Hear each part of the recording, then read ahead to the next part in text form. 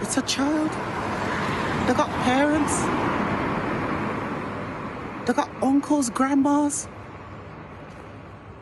It's a child. It's a life.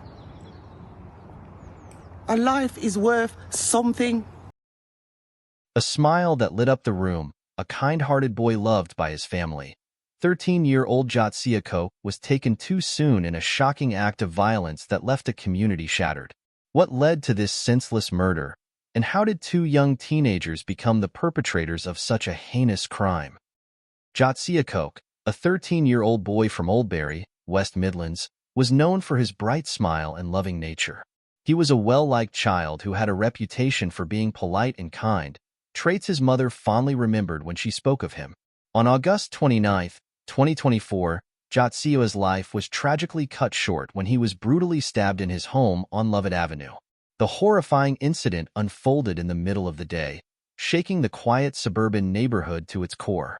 Despite the swift arrival of emergency services, Jaziah succumbed to his injuries before paramedics could save him.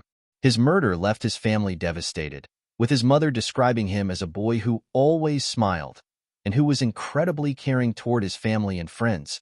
His death left a void that could never be filled.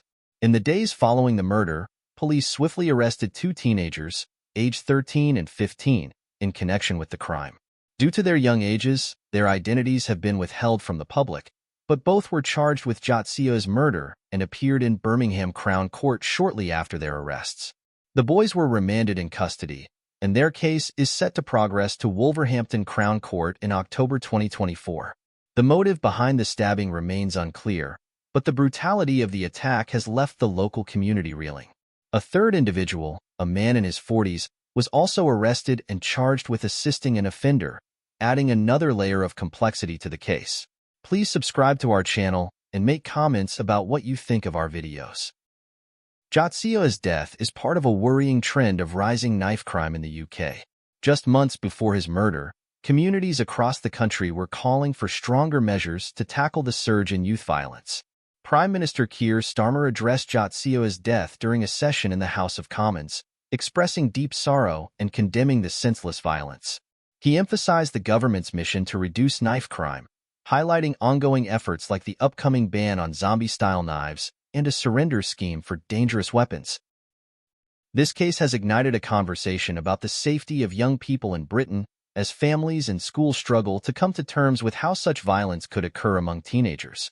It also raises broader concerns about the factors that drive young people toward violent crime, with many pointing to social issues such as poverty, lack of education, and the influence of gang culture.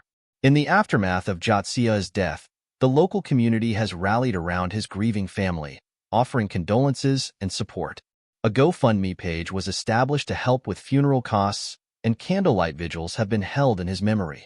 For Jaziah's family, the pain is unbearable as they face life without their beloved son, brother, and friend. Please subscribe to our channel and make comments about what you think of our videos.